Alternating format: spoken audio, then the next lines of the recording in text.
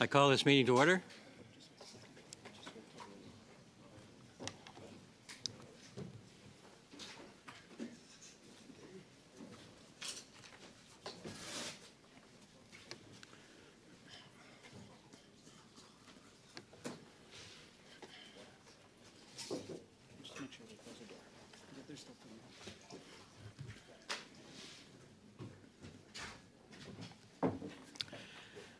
So welcome to meeting number 116 of the House of Commons Standing Committee on Public Safety and National Security. Before we begin, I would like to ask all members and other in-person participants to consult the cards on the table for guidelines to prevent audio feedback incidents. Please take note of the following preventative measures in place to protect the health and safety of all participants, including the interpreters. Only use black approved earpiece. The former gray earpieces must no longer be used. Keep your earpiece away from the microphone at all times. When you're not using your earpiece, place it face down on the sticker placed on the table for this purpose. And thank you all for your cooperation. So today's meeting is taking place in a hybrid format. To ensure that the meeting runs smoothly, I would like to make a few comments for the benefit of members. Please wait until I recognize you by name before speaking. For members in the room, please raise your hand if you wish to speak. For members on Zoom, please use the raise hand function. The committee clerk and I will manage the speaking order as best we can, and we appreciate your understanding in this regard. A reminder that all comments should be addressed through the chair.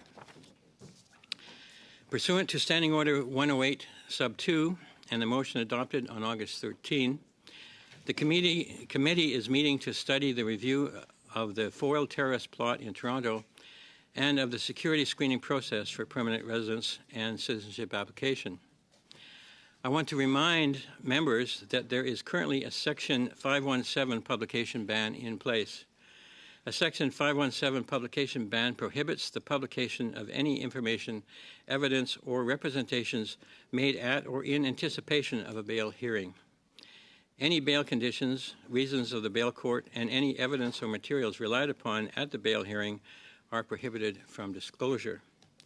So I'd like to now welcome the witnesses. We have appearing today, we have the Honorable Dominic LeBlanc, Minister of Public Safety, Democratic Institutions, and Intergovernmental Affairs. Welcome, Minister. We have from the Canada Border Services Agency, we have Ted Gallivan, Executive Vice President on behalf of the President. From the Canadian Security Intelligence Service, we have Vanessa Lloyd, Interim Director. From the Department of Public Safety and Emergency Preparedness, we have Sean Tupper, Deputy Minister. And from the Royal Canadian Mounted Police, we have Brian Larkin, Deputy Commissioner, Specialized Policing Services. For the second hour, we will have a slight change in the witnesses. So I'd now like to invite the Minister to make opening remarks. Please go ahead, sir. Mr. Chair, thank you, and good morning, colleagues. Thank you for being here this morning to discuss this important issue. Your chair has introduced my colleagues, senior officials who are joining me this morning. Some of us are old hands at this table, Mr. Chair, but it is, Vanessa tells me, as our interim director of CSIS, it's her first time before this parliamentary committee. So, Vanessa, welcome to this important part of our parliamentary democracy, and thank you for joining us. As members are aware, Mr. Chair, the investigation and arrest of these individuals are the result of the efforts of Canada's national security, intelligence, and law enforcement partners. At the very beginning, I would like to take the opportunity, as I have said on other occasions, to commend the Royal Canadian Mounted Police, the Canadian Security Intelligence Service, the Canada Border Services Agency, and their partners, the Ontario Provincial Police, the Toronto Regional Police Service, the York Regional Police Service, the Peel Regional Police Service, and the Durham Regional Police Service for their outstanding work together in this important case. The arrest of these two individuals is a great example of outstanding police and intelligence work. As new information became available, our national security partners acted quickly to keep Canadians safe. While I will gladly provide the committee with as much information as possible, of course, understanding Canadians' obvious interest in answers to these many questions.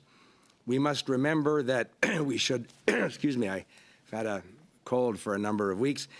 We must remember that we should have these discussions in a manner that does not impair the Crown's ability to prosecute these accused persons or to police services' ability to investigate any or all of these circumstances in their judgment if they deem it to be necessary to continue those investigations.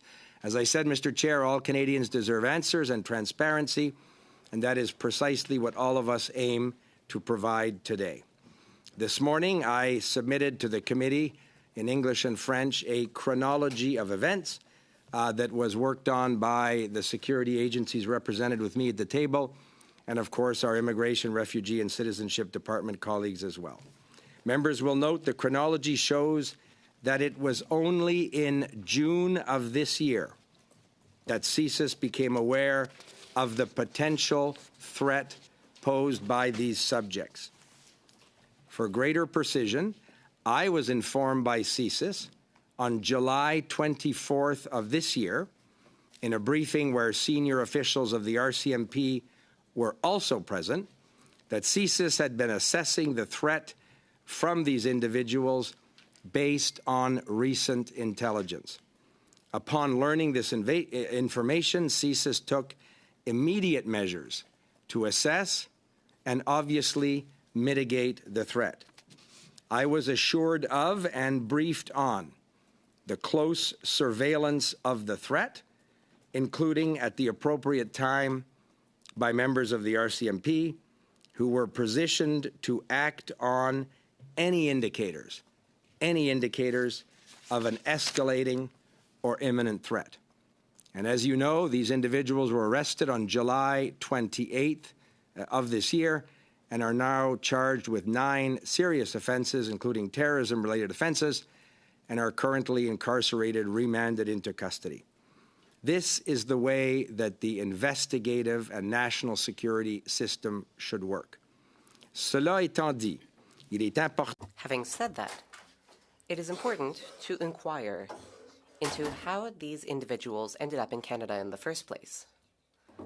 Security screening is the first, but not the only, line of defense against those who seek to enter Canada or to obtain Canadian status in order to harm our citizens or our national interests. A screening takes place in 3 stages: before a person reaches Canada, at the border, and, on occasion, after the person is already in Canada. Before an individual reaches Canada, the IRCC, the Immigration Department, the Canada Border Services Agency, and the Canadian Security and Intelligence Service work in close collaboration in order to carry out security screenings. Based on risk indicators, the Immigration Department identifies applications requiring a more in-depth security screening by the Canada Border Services Agency or CSIS. These 2 agencies use a variety of techniques and methodologies. They also rely on a robust network of international partners as they carry out their assessments. At the border, all persons wishing to enter Canada are subjected to a CBSA screening. They must prove that they satisfy the entry criteria. Decisions are made based on information available at the time of the person's entry. Officials in my department and at the Immigration Department are currently reviewing the files of the 2 individuals in question in order to understand exactly what information was available at the time the decisions surrounding them were made. Once we obtain this understanding, we will move rapidly to make the necessary changes to our systems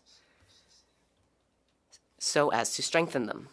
Important for Canadians to know, Mr. Chair, is that our security services operate continuously, seeking out threats within Canada and threats that may come to us from abroad, and then they respond quickly and effectively.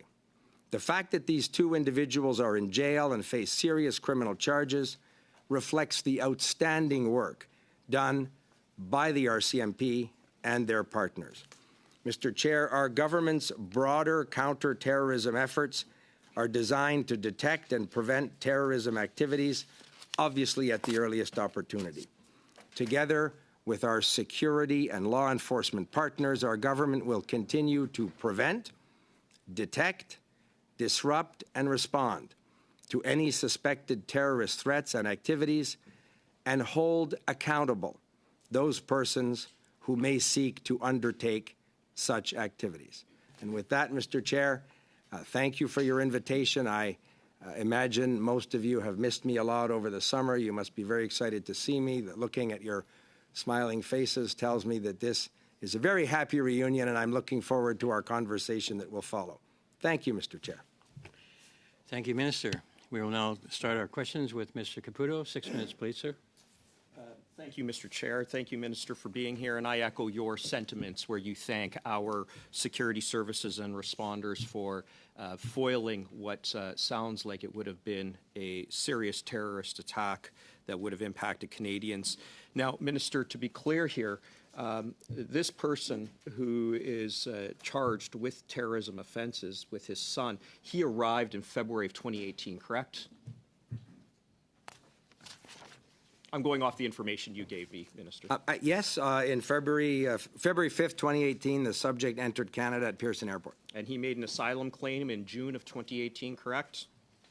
Yes, he went to an immigration department office and made that asylum claim. And he was granted citizenship in May of 2024, correct? Yes, that's correct. And provided a work permit in September of 2018. That was that was the initial basis on which he was able to legally be in Canada. Is that right? Yes, that appears correct from the chronology before the committee. Okay. Permanent resident of September of 2021. Is that right? Yes, that's correct. Okay.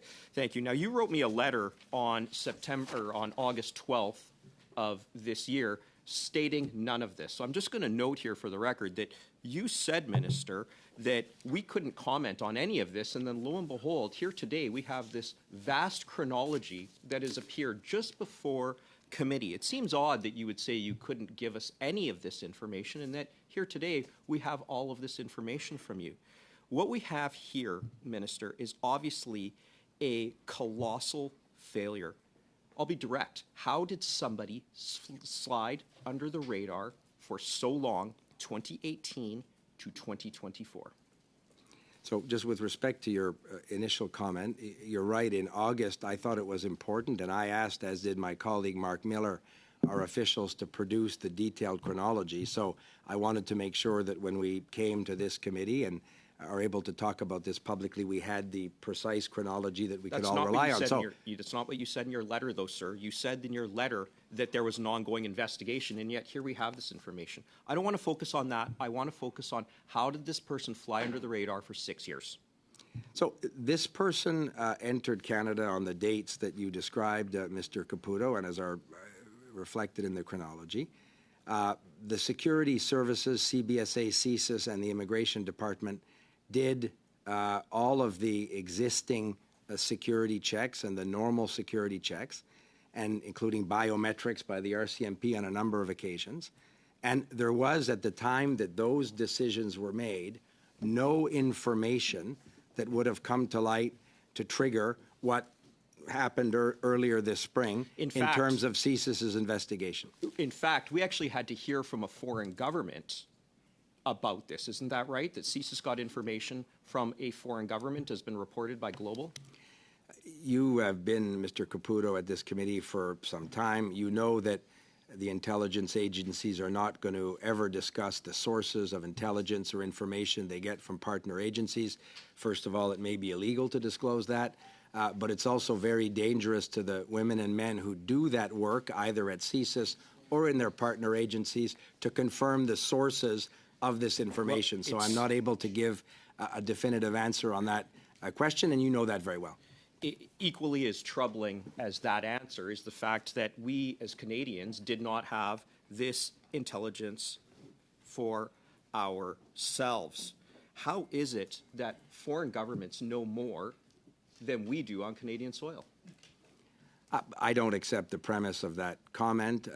Every intelligence agency collaborates with partners around the world. The most effective and the most renowned intelligence cooperation would be the Five Eyes countries, of which, as you know, Canada is a member. And the information is shared between these security services on an hourly and daily basis, precisely because it makes our country safer, but we can also contribute and do often, and the great work done by CSIS, to the security of our partner countries as well. So that's a very normal security process that you understand very well. With all due respect, Minister, you need to stop deflecting and start divulging. At this point here, you're saying, you're not even confirming it. How is it that a foreign government knew more than we did in Canada about somebody that was on Canadian soil for 6 years? How is that? But, Mr. Caputo, perhaps I wasn't clear in the previous answer. You understand very well, and I'd be happy to ask the interim director of CSIS to explain the reasons why it is inappropriate, if not illegal, to answer questions around specific intelligence products. And more so because this is an ongoing criminal case. Some of this evidence, the prosecutors in their judgment may decide to bring before a court, before a jury at some future prosecution. I'm not talking about the evidence. I'm talking about how the evidence was gathered. How is it that a foreign government knew more than our own government? That's what I'm talking about, not the evidence, sir. At the end of the day, this is what we have. We have somebody that came in here and was here for 6 years flying under the radar. We don't know whether this happened before, and we have no assurances from you whether or not this will happen again. You've deflected, you've diverted, and you've denied, and that is absolutely inexcusable to this point. Canadians deserve answers, and we are getting none. Thank you, Mr. Chair. Thank you, Mr. Caputo. The minister can answer if he wishes. Mr. Caputo can repeat those phrases and those words. It doesn't make them true. What you have here, Mr. Chair, is a case where two individuals were arrested and are now in custody facing 9 very serious criminal charges. This was a situation that could have presented a serious risk to the safety of Canadians, and CSIS and the RCMP and other police partners did phenomenal work. I am fortunate enough as the Minister of Public Safety, as I said, to be updated, to be briefed from time to time on some of these significant cases. That was the case for me on July 24th, and 4 days later, these people were in police custody. So I saw up close the very effective work that the RCMP, CSIS, and others did. So the premise that somehow this person flew under the radar, this person was arrested and is facing criminal charges and is in jail before any risk was presented to Canadians. And that's exactly the kind of work that we rely on our police services, the RCMP, and their partners like CSIS to do every day. And I'm proud of that work. Thank you, Minister. We go now to Mr. McDonald. Please go ahead. 6 minutes, sir. Thank you, Chair. Thank you, Minister, for being here today and all your surrounding support. Minister, look, it's obviously a red flag for Canada and our government and all Canadians, and it's ensuring to hear some of your remarks. I do take issue sometimes when the opposition members say that other international security agencies knew more than we did, and certainly I'm for one to say, well, I'm not really too worried on who knows what, but as long as we, foiled a terrorist plot in this country, it doesn't matter. And I'm glad the Five Eyes all work together, including Canada, and in every regard. But Minister, Canadians need to understand and want to know, what's our interest in the details in this case are obvious, but we also want to ensure procedural fairness for a successful prosecution. So can you just elaborate on the processes that we're going to follow here so Canadians in layman terms can understand how we're going to get to the end of this and ensure that it never happens again? So, Mr. McDonald, thank you for the question. Thank you for joining us, I hope, from the great province of Prince Edward Island this morning. And you're absolutely right. As my colleague, the Minister of Immigration, has said, and I have said the same thing, and the officials with me today are working on precisely that, a review of all of the steps surrounding this case with the relevant dates to understand exactly who knew what and when. And are there changes or adjustments that need to be made in terms of these screening protocols? Our adversaries, threat actors that are seeking to do harm to Canada or to do harm to Canadians, are constantly evolving their measures and adjusting their measures. CSIS has talked about this publicly. So obviously, the public safety portfolio and the agencies in the portfolio are also evolving measures to ensure that we have the very best measures in place to ensure the safety of Canadians.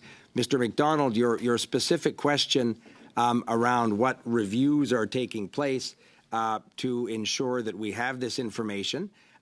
Perhaps Mr. Gallivan from the Border Services Agency or Ms. Lloyd from CSIS can talk about briefly the work they're doing. And of course, our colleagues at the Immigration Department are doing that same work and in some cases overlapping with us. Perhaps Mr. Gallivan could add something? Just in terms of the review, so we're both reviewing these specific individuals and backtesting what occurred, were procedures followed, and if procedures were followed, what changes to procedures may be required. We're also taking a representative sample of closed files that were similarly screened positive to see, in light of the information available today, whether there are changes to the procedures needed. And then, as the minister said, there's 3 lines of defense. The CBSA's first involvement is actually in the security screening process before people are issued a visa or status in Canada. In 2023, 7,000 people had various levels of concern expressed through that process. We have liaison officers situated around the world. Before people get on a plane, roughly 7,500 people were no-boarded before they even got on a plane to Canada. And then, kind of from a CBSA perspective, when you arrive in Canada in 2023, 35,000 people allowed to leave did not enter the country, and roughly 3,500 people, because of serious inadmissibility concerns, which are not just national security, but organized crime and others, were stopped. And so I think what I'm trying to say is we do have checks and balances that work thousands of times a year, but we're asking ourselves the same tough questions about were the procedures followed, and if they were and didn't catch this individual, could different procedures catch them in the future? Mr. Chair, if there's time, perhaps Ms. Lloyd can talk about CSIS doing some of that work in partnership as well. Thank you. Mr. Chair, the service has an important work in the security screening process, and I can provide assurances to the committee that the existing procedures are robust and that we take the time and necessary effort with the information available at the time to treat every file seriously, to make sure we adequately and effectively execute our mandate and authorities under the security screening mandate of the CSIS Act. Thank you. Mr. McDonald, you have a minute and a half left, or a minute and a quarter. Thank you. Look, recently we've seen another jurisdiction, as recently as last week, I believe it was in Germany, where individuals have attempted to carry out terrorist acts in the name of Islamic State. Can anyone there speak to the experience or lessons that we may have learned from that situation? Mr. Chair, I see Deputy Commissioner Larkin reach for a piece of paper. That may very well be because he has something he could add to that question. Brian, are you able to offer something? Thank you, Mr. Minister. In that particular incident, no specific information, but generally speaking, as this committee would be well aware, the national security context, terrorism cases across the globe are becoming much more complex, much more frequent. I do want to highlight within Canada, though, the violent extremism is significantly on the rise.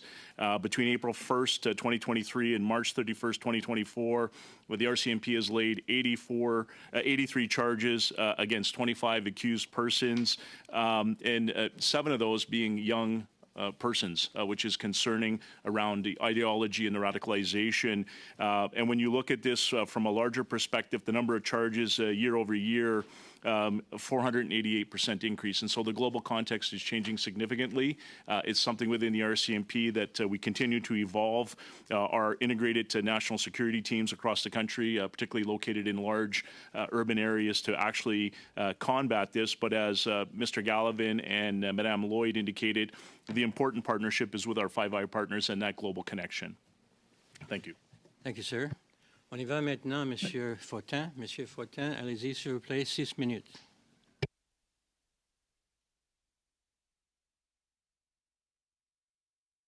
Merci, Monsieur le Président. Thank you, Chair. Minister, thank you for being with us today. I believe that everyone agrees that this is an alarming situation. Obviously,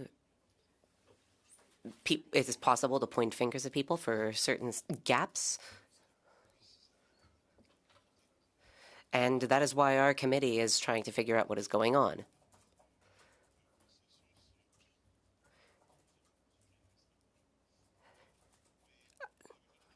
You spoke about the normal security screening processes which were adhered to. In the case of both the father and the son, normal processes were carried out. Can you confirm this, Minister? Mr. Fortin, the process in partnership with IRCC, because they're the ones who receive applications, the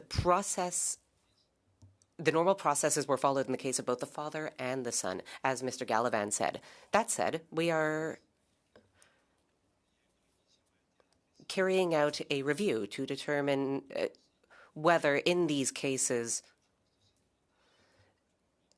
the security agencies could have found or identified something. And if that turns out to be the case, we will put in place measures to correct it. This is a continuous improvement process.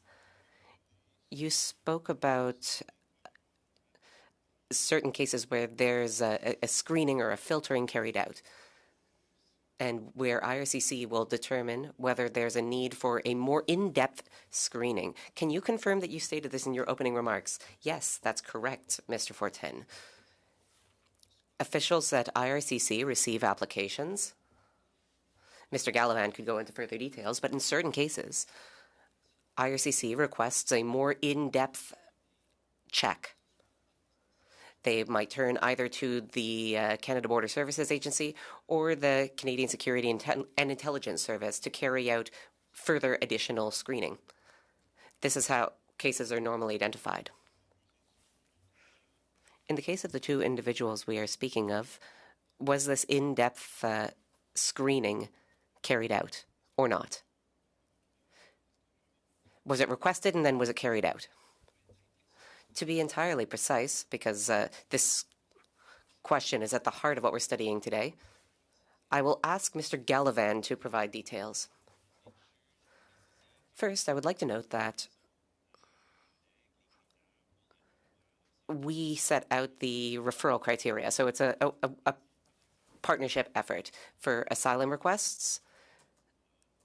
Screenings are carried out for 100% of adult asylum seekers. Consistent with the chronology we submitted this morning in 2018 and 2021,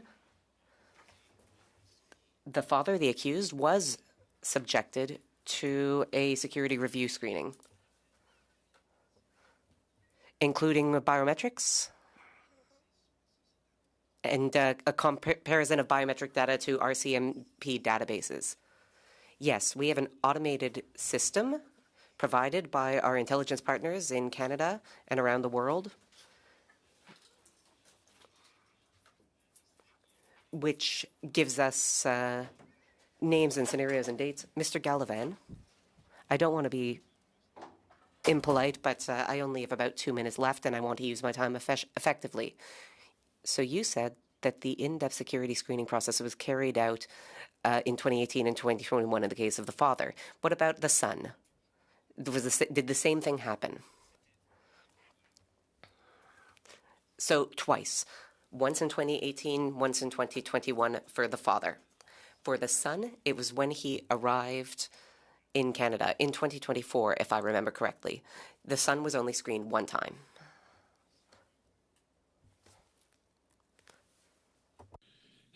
il a fait sa première demande. So the son made his first application in July 2019, according to the chronology I have. Then he came to Canada in February 2020. Did you carry out an in-depth screening at that time? Regarding the son, he was screened when he applied for asylum at the Canadian border. The son requested a study permit in July 2019. He then came to Canada in February 2020, and he obtained a refugee status in July 2022. But you've mentioned 2024. It seems a bit delayed, Mr. Gallivan. Am I getting something wrong here? Did you get the dates mixed up? If you could please give me one moment to consult the chronology, I can provide you with precise information. What I can confirm is that the son was screened once through the same process under which the father was screened twice. I only have about 30 seconds left. I just want to make sure I understand correctly. Was the in-depth screening requested for both the father and the son? Also, was it carried out? And third, when was it carried out? And what were the results of the screening? For the son, I think we're experiencing some confusion. I was very clear for the father. As for the son, I will come back to you. For the father, I can confirm that he was screened in 2018 and 2021. All procedures were followed in the normal ways. And IRCC was given a positive response. Thank you, Mr. Fortin. Now to Mr. McGregor. 6 minutes, please. Thank you very much, Mr. Chair, and I'd like to join colleagues in thanking our witnesses and the Minister for appearing before our committee and helping guide us through this important study. Minister, my colleague Mr. Caputo touched on this. We received the documents via email, the chronology documents, only 50 minutes before the start of this committee meeting. My office, as every MP office routinely does when we're doing casework, we are often requesting chronology documents on behalf of constituents so that we can better understand the particulars of their case. Excuse me, Mr. McGregor. I'm not sure the volume is level. Can the witnesses hear the questions? Okay, we'll turn up the volume and we'll start your time over again, Mr. McGregor. Thank you, Chair. I hope the volume is okay before I go into the questions. It's good? Okay, thank you. So, Minister, just on the fact that we received the email with the documents that were referred to, the chronology, we referred that email only 50 minutes before the start of this committee. And, my office routinely requests these types of chronologies to help us with the individual casework of constituents, and we often get that in very short order. So I guess a direct question to you, Minister, given how important this information is to aid this committee in a very important and now very public investigation into this matter, why did it take so long, given that the letter requesting this particular meeting, my letter was issued on August the 7th. Here we are on August the 28th. Can you give us, the committee, a reason as to why these documents were given to the committee so late? Mr. McGregor, through the chair, thank you for the question and thank you for your participation this morning. I'm happy to see you. You referred to, as all of us as constituency MPs ask for chronologies from the Immigration Department with respect to particular files. That's a process that the Immigration Department endeavors to provide. I hope that colleagues will understand in this case, you're dealing with two individuals facing 9 very serious terrorism charges, criminal charges that are currently in custody. There is an active prosecution underway and a publication ban issued by the court. So the ability of the Immigration Department or even CBSA or CSIS to simply produce a timeline necessarily has to go through the filter of the RCMP to ensure we're not prejudicing inadvertently a criminal prosecution. I know lawyers from the Department of Justice were providing advice. The public safety senior officials were getting advice from lawyers. So recognizing that it should have been here earlier, Mr. McGregor, and for that I regret, but I wanted to make sure we didn't rush something that inadvertently became, in a criminal trial, a reason to perhaps have an adverse finding or an adverse result. And I wanted to make sure that the RCMP and the prosecutors, the Department of Justice, were comfortable that we were releasing the maximum amount of information we can without in any way endangering a criminal prosecution or risking violating a publication ban that the court has seen fit to put in place. Thank you.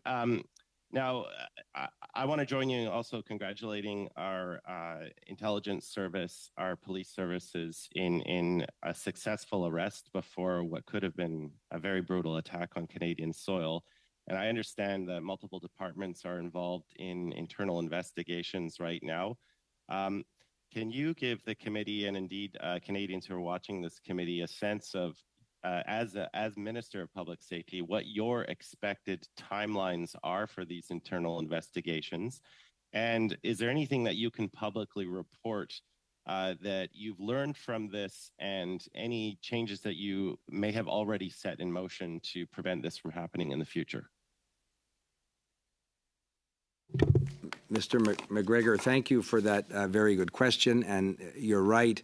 The minute I was briefed on July 24th by senior officials of CSIS and the RCMP on this case, and then the RCMP subsequently updated me after the arrest took place, I think on July 28th, some 4 days later. The first thing that I asked officials was, tell me what processes are in place so that we can learn from this sequence of events, as I noted, and ensure that any adjustments we need to make in the screening process are imposed as quickly as possible. This work is being done with our partners at the Immigration Department. I believe the Deputy Minister of Immigration is here a little later this morning. My colleague Mark Miller will also be before this committee, I think, soon as well. The challenge is the work, because of the very integrated nature between the Immigration Department and CBSA or CSIS with respect to these screenings and information that triggers, as Ted indicated, further review. That process is necessarily going to be rigorous and thorough. I've asked them to produce for me as quickly as possible advice on what, if any, changes we need to put in place. I know my colleague, the Minister of Immigration, has also asked his officials to look with respect to the citizenship status of the father. That process also, again, I understand from comments Mr. Miller made publicly, is underway. The problem, Mr. McGregor, is the backdrop to all of this is this ongoing criminal investigation, criminal prosecution, potential further investigations that the police decide, and a publication ban. So the ability to talk about different elements of this work on the advice of lawyers and the RCMP I want to get one final is very limited. It's related to this. Just in terms of our international relations, the European Union has its own database. I believe it's referred to as the Schengen Information System. Of course, Canada has its Five Eyes. Do you believe incidents like this are going to encourage your government to pursue better collaboration with Western democracies, such as the European Union, in how we share some of that information? Do we have access to the particulars of information databases like the Schengen Information System, and how do we collaborate with those different data sets? Critical question. I'm glad, Mr. McGregor, you asked it. The best person to, I see in some CSIS briefings references to some of this information, but Vanessa is in the best position to quickly tell you. I think she can reassure you we have access to all of the intelligence and data we need to keep Canadians safe, but specific sets of data. Vanessa, can you help Mr. McGregor, perhaps? Mr. Chair, as the Minister referenced earlier, in the complex threat environment that we are currently facing, partnerships are a very important tool to be able to counter threats of violent extremism as well as a range of other threats. As the Minister alluded to earlier, the service has many partnerships with countries around the world. In fact, over 300 partnerships for 150 countries around the world, and that includes daily information sharing through a liaison that happens through our intelligence professionals around the world, and leveraging information that can be shared from all types of data sets and collection by those agencies. Thank you, Mr. McGregor. We'll start our second rounds of questions now with Ms. Landsman. Please go ahead, 5 minutes. Minister, I'm going to jump right in my questions because you've had a month to answer these questions. But you said in your opening statement, I'm going to quote you, "This is the way that the investigative and national security system should work." Your government issued a visa to somebody who was allegedly in a 2015 ISIS propaganda video, who then planned a mass casualty event outside of Toronto with a target in our city, in our country's largest city. The RCMP foiled that plot with intelligence from the French. Are you really telling Canadians that that's how our system should work? He's been here for 6 years.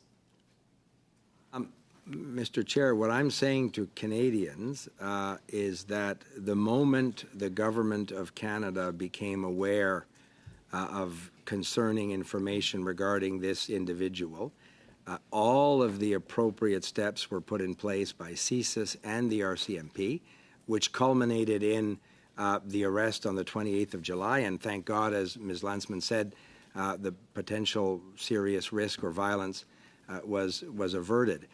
With respect to the information regarding the immigration processing, the Immigration Department will be here later and are in a position to speak to the specific steps that an applicant, whether for asylum or permanent residency, and we're looking at the security check system. Yeah, the Minister, security by my count, verification there's system. about 6 security checks in the documents that you dumped on this committee 50 minutes before it started. Do you really think that the system is working if somebody like this, who's an alleged ISIS terrorist, who, if he was even a little bit more productive, would have resulted in mass casualties in Toronto? Do you really think that that's how the system should work? Do you really think that this is not a colossal failure of your government? I am very proud of the work that the RCMP and CSIS did in thwarting this particular case. I think, as Mr. Gallivan indicated, if you look at the tens and hundreds of thousands of these cases that are reviewed every year as people seek asylum, submit asylum claims, or apply for various visas, we necessarily rely on the work of our security agencies. We're always looking at ways to strengthen and evolve that posture as the threat context, as Ms. Lloyd said, evolves. But in this case, I am satisfied that when the Government of Canada was aware or could possibly have been aware of this information, all of the steps were taken. They were aware 6 years ago when he came in. And speaking of that, we heard speculation, Ms. though. Glassman, you can't assert something like that if you're He's been here for 6 years. It's just a known fact from your own documents. But you said to assert that people were aware of some information that came to light recently 6 years ago is wrong. There is speculation that he was brought in under the Syrian refugee program. Is this correct, yes or no? I'm not sure I can speculate on the particular immigration status and program, and I'm not sure what part of that might be subject to the criminal trial, but you could certainly ask the Immigration Department that question. Do you believe that if he was brought under this, if he was brought in through this stream, the government promised increased screening on asylum seekers in this country? Do you believe that after everything we know today, that your government is doing its job on that? But again, I don't want to give credence to the premise that you ask because I don't have that information, so I want to be very precise that you don't link his arrival to a particular immigration program. The Immigration Department, I think, can provide you with those facts. I don't have them, but I don't want, in answering your question, to appear to confirm that because I don't have that information. I am satisfied that both the security services and the RCMP with the Immigration Department have in place a series of rigorous screening and background checks that take place. You heard Ted talk about biometric screening, 6 different databases. We heard the interim director of CSIS talk about 300 agreements, 150 different countries.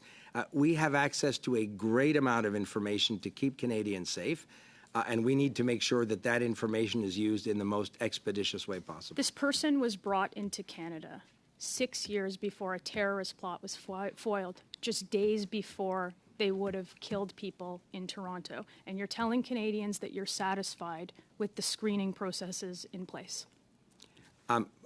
As I said in my opening comments, this person and the nature of the allegations which ultimately led to the investigation and arrest came to our attention in June.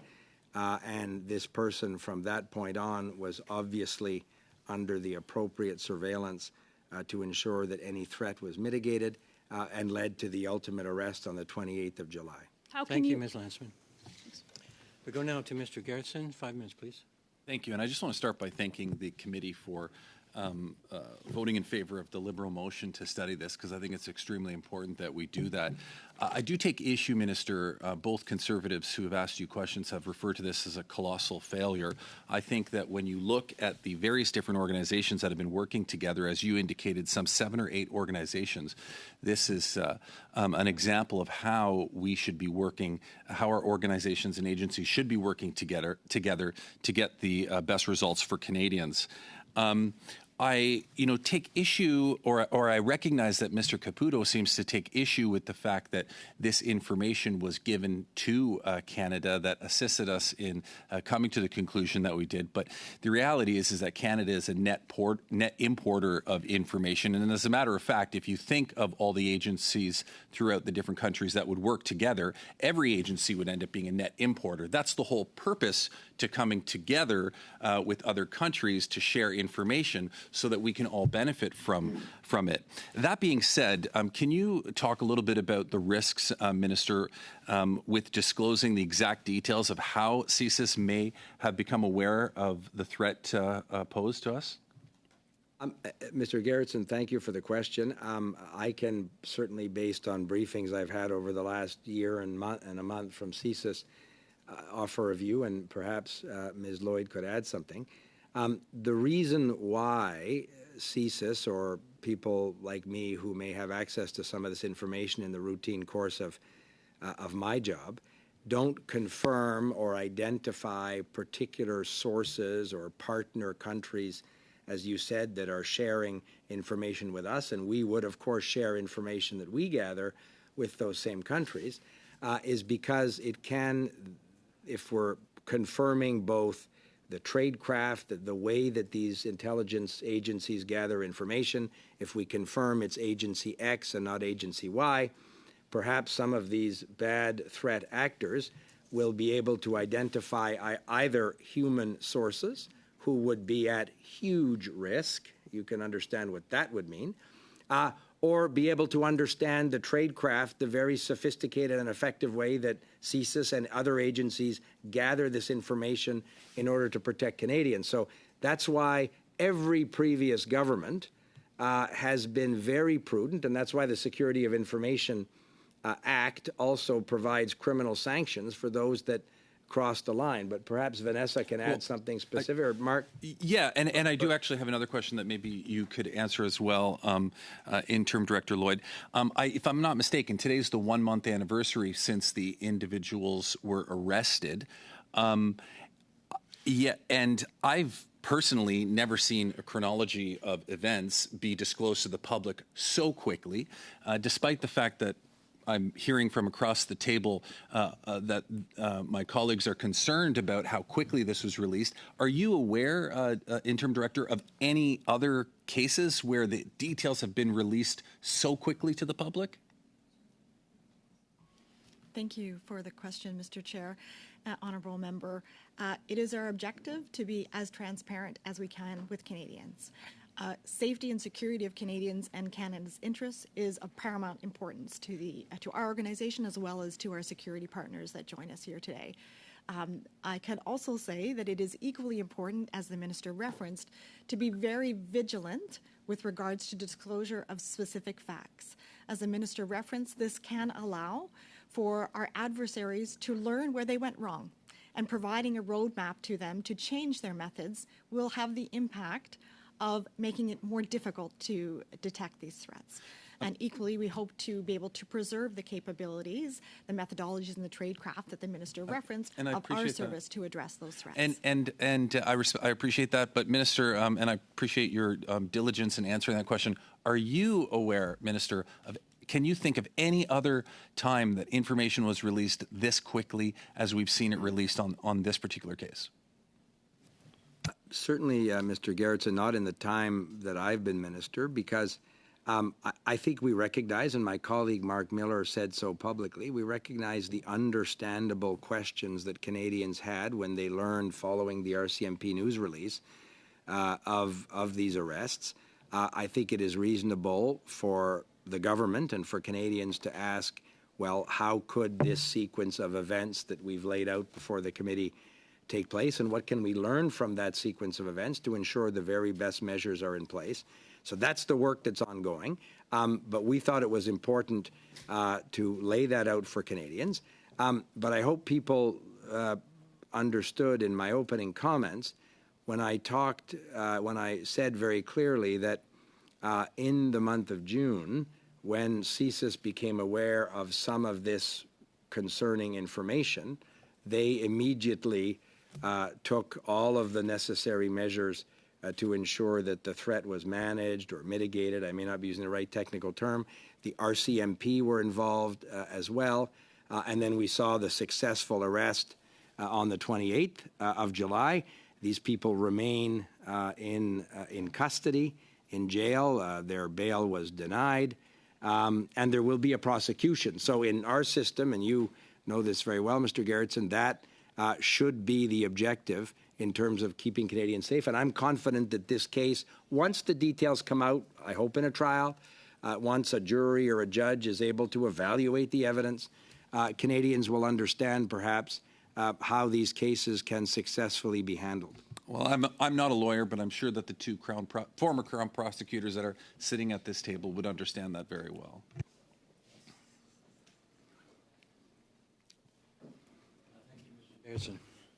I've been missing my time here. On y va maintenant, Monsieur Fortin. Monsieur Fortin, allez-y. We'll now move over to Mr. Fortin. Mr. Fortin, you have 2.5 minutes. Thank you, Chair. Minister, you said Et dans la chronologie, on le voit. something came to our attention in June. According to the chronology, in June 2024, CSIS learned about the threat.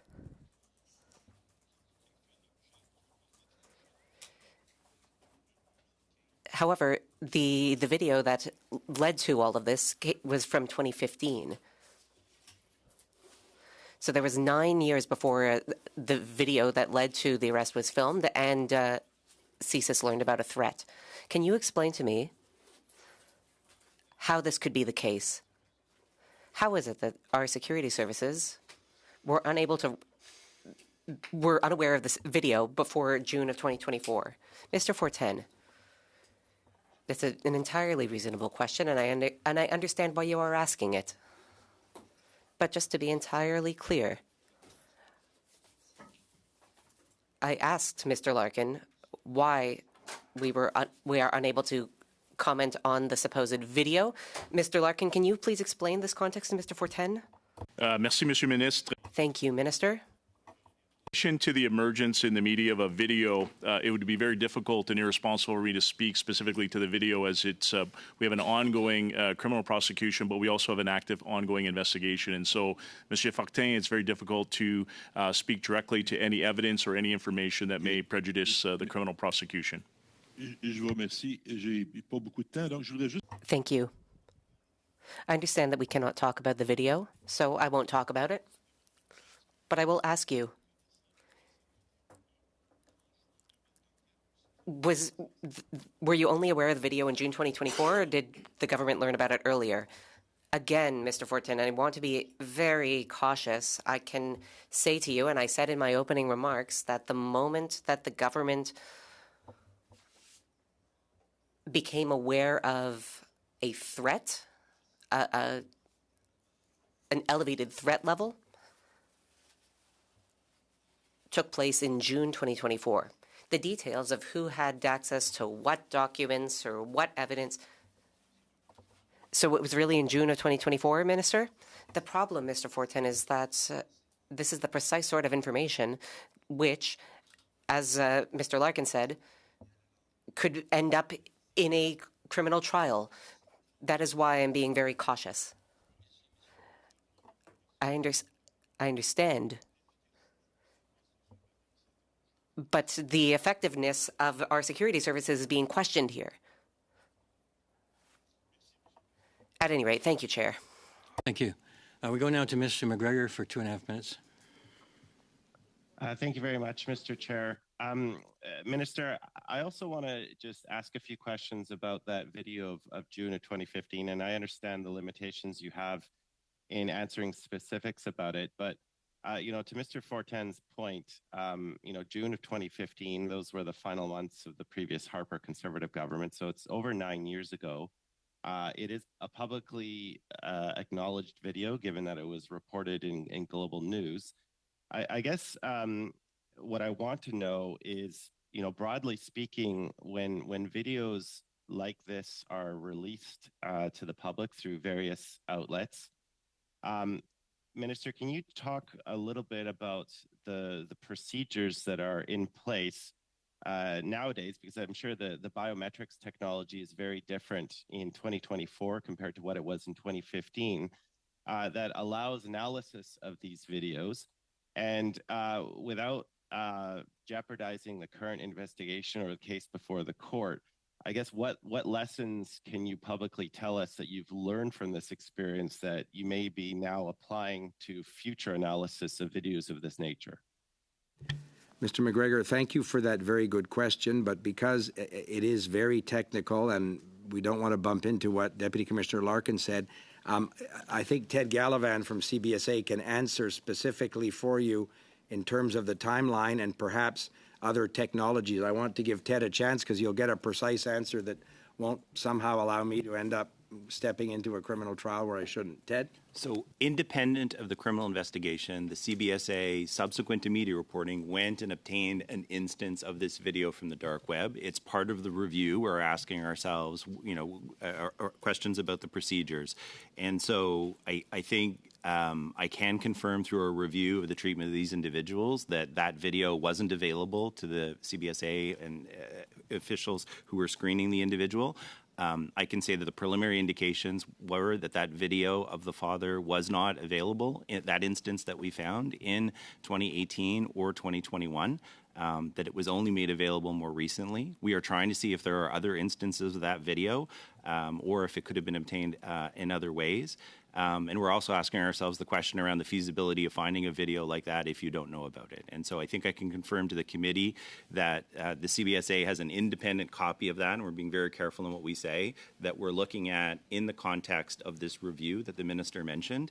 And preliminary indications by the CBSA are that they certainly weren't available in 2018 and 2021, and that's the purpose of the review, is to get to the bottom of those questions. Preliminary review wasn't available during the screening in 2018 or 2021. Serious questions about whether it was findable if you didn't know what you were looking for. Thank you, Mr. McGregor. Mr. Caputo on a point of order. Yes, thank you. It's been raised a number of times here that we only got access to this chronology that really should have been in our hands weeks ago. And I'm wondering, I believe that we probably have agreement from most people, but I would propose that the minister stay for 1 extra hour here, depending on his availability, because I think that there are still a number of questions to be answered. And we are also not hearing from the Minister of Immigration this week, which was part of our motion, and we haven't had an explanation for that either. Thank you. Well, Minister LeBlanc doesn't answer to that question. That's for us. We did invite Mr. Miller, but he was unavailable. So I have an understanding that the minister can stay for a short while longer. I had envisioned 2 more 5-minute slots. Mr. McKinnon, you may have the wrong understanding. I'm happy to be here. I agreed to come for 1 hour. I am leaving on a flight for New Brunswick, going almost straight to the airport with 1 stop at the Public Safety Department to sign a particular document. And I'm going to be spending tomorrow morning getting my monthly immunoglobulin treatment to boost my immune system, which I get. I don't intend to miss that, and I don't intend to miss the flight. So that being said, I'm happy to take a few more questions, but I cannot stay an hour. I've been an opposition MP too. I get exactly what Mr. Caputo is doing. We've certainly released all of the documents the moment they were prepared by the justice officials. and that we could rely on them. So there's certainly no attempt to wait. The documents had to be translated. We wanted to, of course, respect that rule. But I don't know, Mr. Chair, if there is another few minutes. But I see that we're over 11 o'clock, and I will have to leave very shortly. Thank you, Minister. So to finish the second round, we would do one more 5-minute question from the Conservatives and one from the Liberals. Would you be able to say for 10 more minutes? Yes. Okay, excellent. That being the case, we'll go with Mr. Brock for 5 minutes. Minister, 2 weeks ago, actually 16 days ago, the Prime Minister notified Canada that his government is taking the case very seriously. He secondly said this is a very serious situation, that you, sir, as the Minister of Public Safety, would be doing a full follow-up to understand exactly how this happened.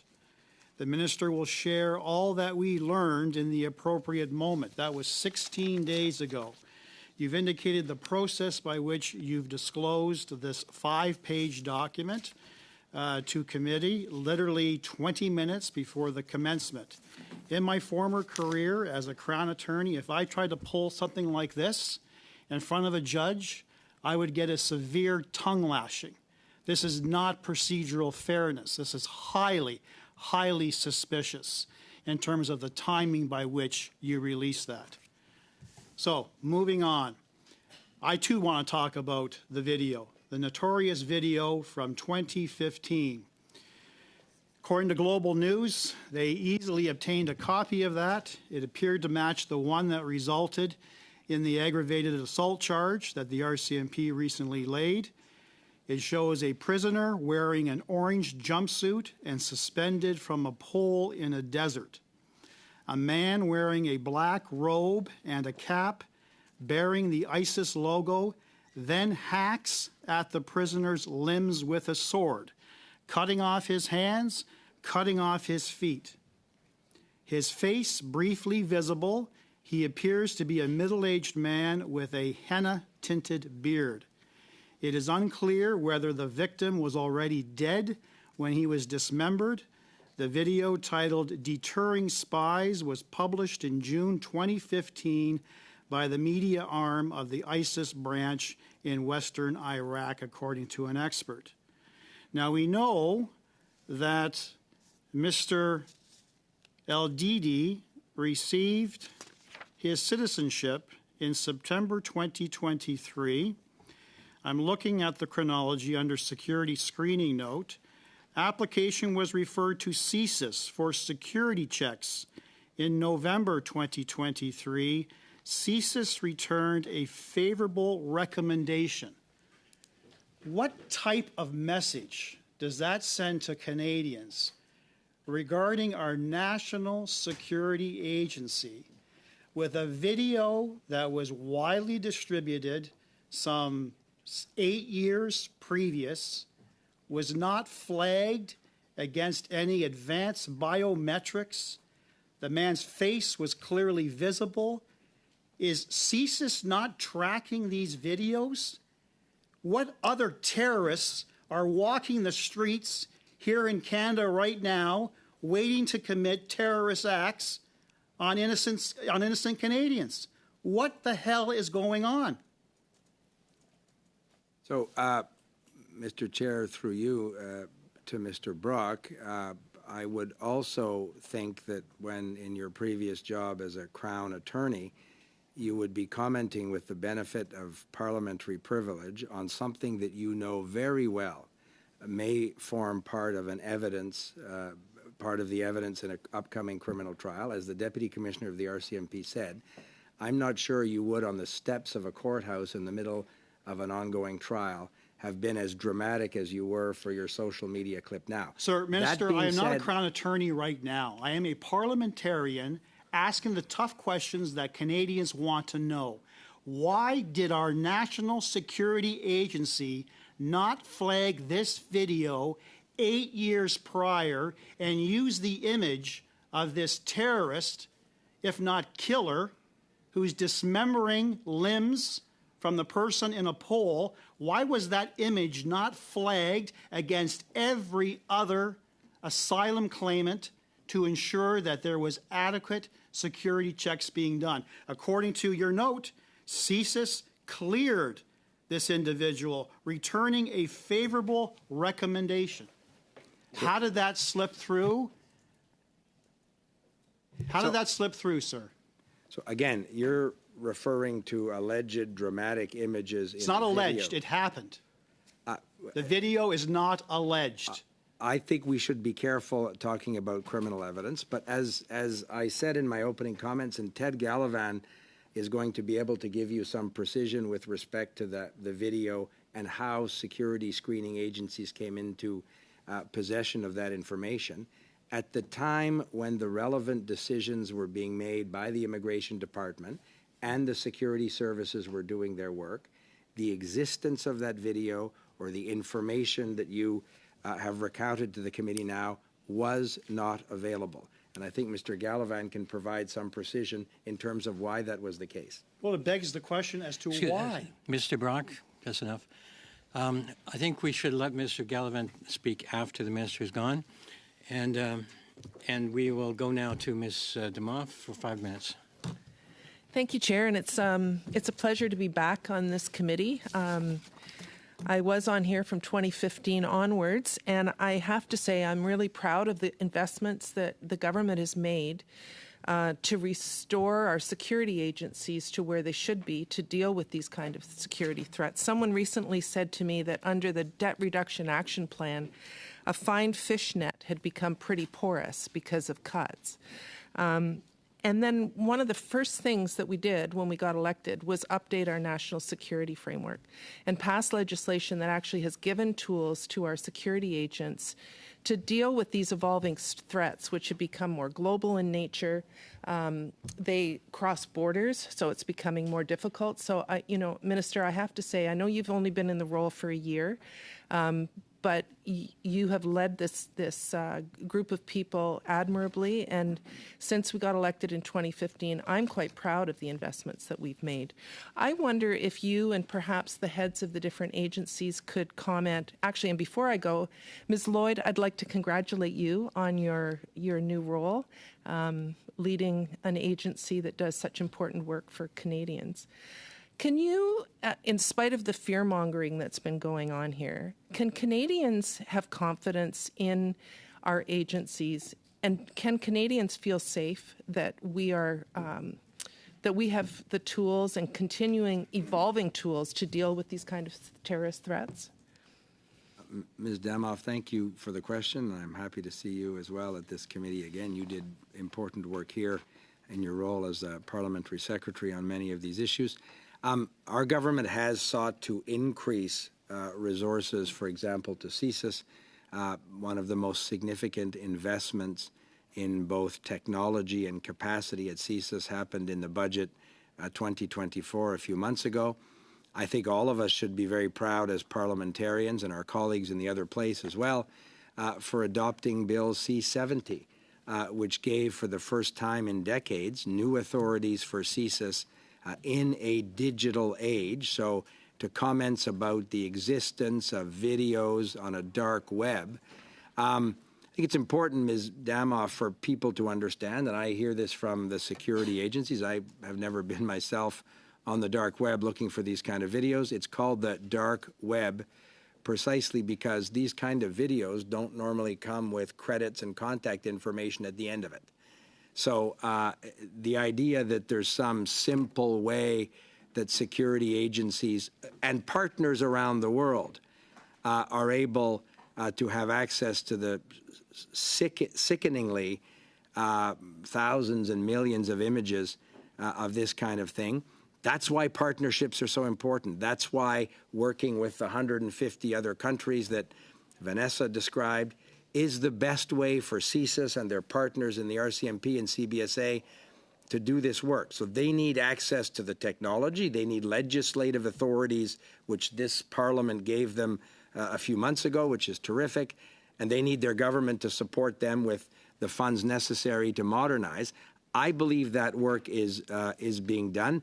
I'm lucky enough with this super interesting job I have to see that work up close every week and every month.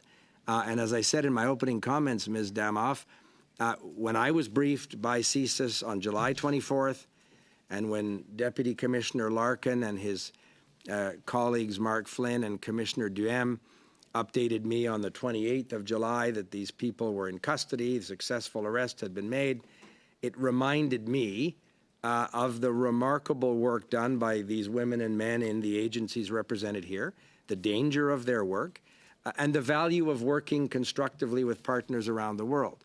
Because if we're not constructive and if we're reckless in releasing information, discussing origins of information, commenting on media reports of certain images and the existence of evidence that may end up forming part of a criminal prosecution, we'll increasingly be unable to get that information. We won't look like the reliable partner that we are with those agencies. I heard from the director of MI6 himself, the chief, in London, about how much he values the work that CSIS does and the information that CSIS gives MI6. I thought that was reassuring for Canadians to know that somebody as interesting in the world as the chief, he would be C in the films that we've all seen. When Sir Richard Moore told me that they are absolutely dependent on CSIS and other partners, it told me the system is working quite well. I know my time is up, Chair. The Conservatives voted against every investment that we've made in these security agents over the last 9 years. Thank you, Chair. Thank you, Ms. Damoff. And thank you, Minister. Safe travels. And thank you for being here and having the forbearance to bear with us a little longer. Mr. Chair, thank you, and thanks to colleagues, and I look forward to seeing you in a few weeks. I'll be in your province, in the great city of Nanaimo, I guess in 10 days. But thank you, colleagues, for taking time in the middle of a non-sitting week to join us, and thank you for the invitation. And BC is the best province to come to in this. Thank you. So we'll suspend for a couple minutes. We'll bring in another witness, and if everyone wants to get a coffee, suspended.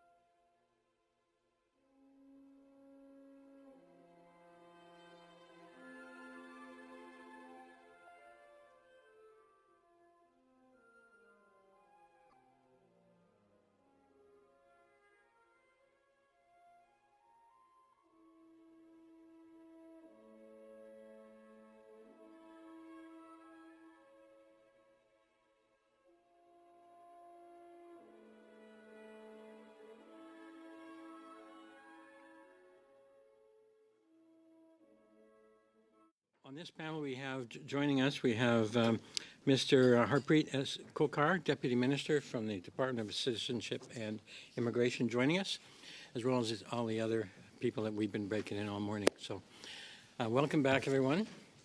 We will start a fresh round of questions.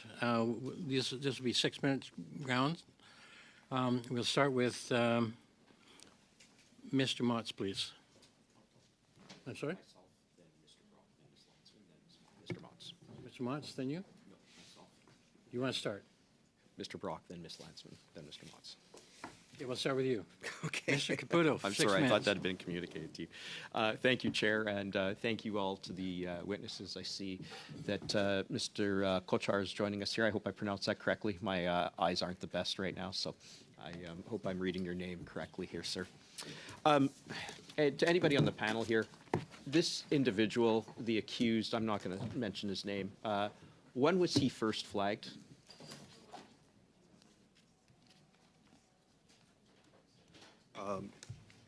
Mr. Chair, the initial contact which we had with this person was when he submitted his application as a temporary resident visitor visa in 2017. And he was flagged at that point as a concern? No, it was just the first interaction which we had.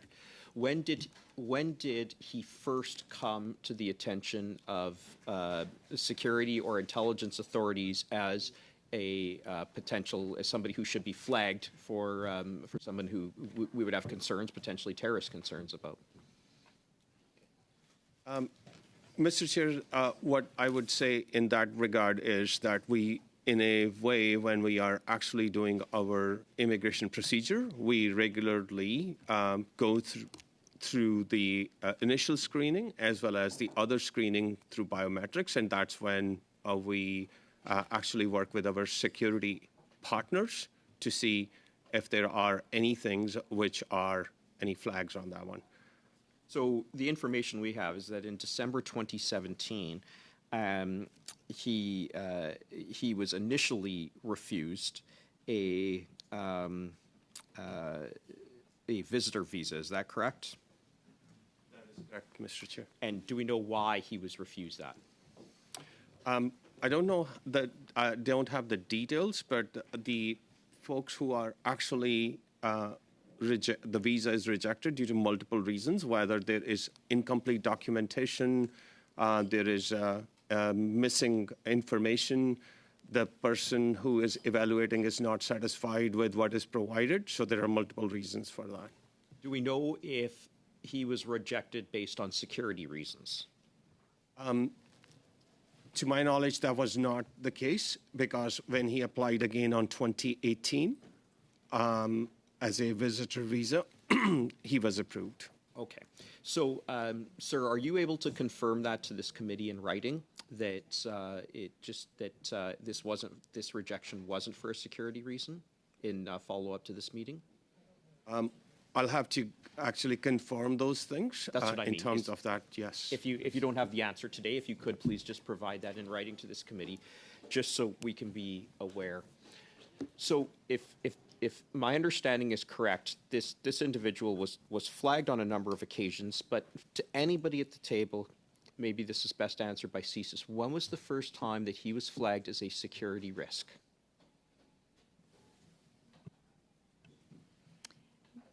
Mr. Chair, thank you for the question, Honourable Member. As per the details in the chronology and the material that's been put to the committee today, the first instance where this Canadian Security Intelligence Service became aware that this individual could pose a potential threat was in June of 2024, so June of this year. Okay. Now, and I don't mean to be, perhaps I'm being too direct, but I'll be direct. Is that not a concern, a failure, when we think that somebody who is in a video publicly, I know that there's been a lot of discussion about whether we can discuss the contents of that video, but this person clearly was the subject matter of a depiction that was of serious concern.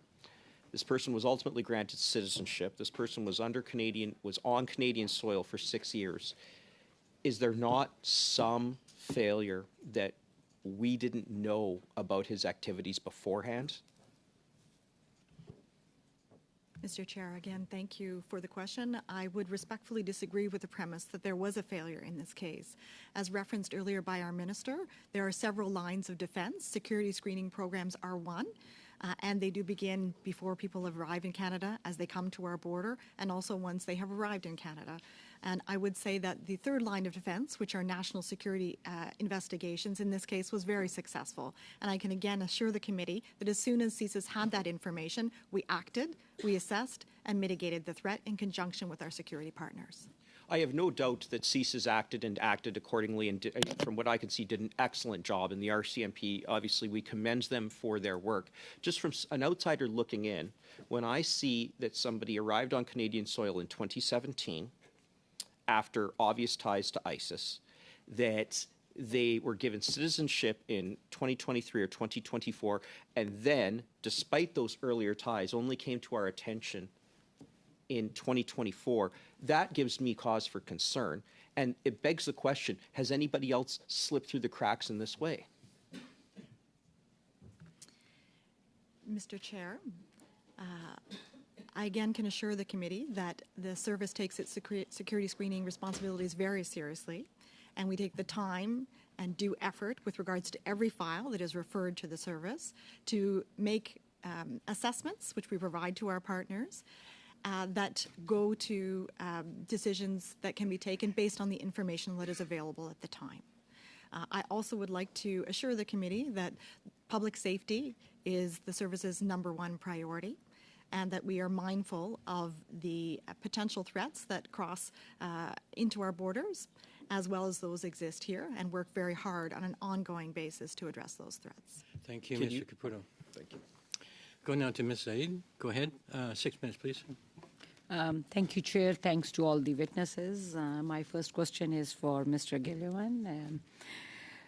How many individuals do you reject for entry into Canada over the course of a year, and what are the reasons of the rejection, and how does CBSA deal with bad actors who could potentially lie to us about their reasons for trying to get into Canada? So if you can explain that process. Sure. So consistent with my prior testimony, 100% of asylum seekers are reviewed, and then for temporary residency, permanent residency, there's a selected sample sent for screening.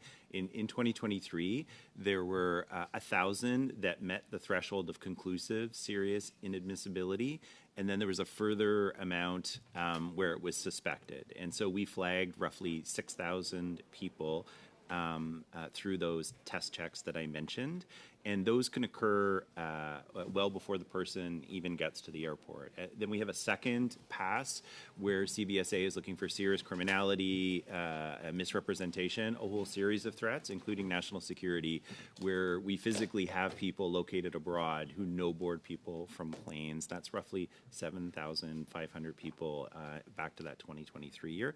The kind of third line of defense, just from a CBSA perspective, is when people actually present to the port of entry, where border service officers inspect and interview people. And again, the broad category of people that ought not to be in the country, that's an allowed to leave situation, roughly 35,000 a year, an additional 3,500 for serious inadmissibility. And again, serious inadmissibility can include national security threats, espionage, organized crime, but those are very significant bad actors. And so those are the layers of defense.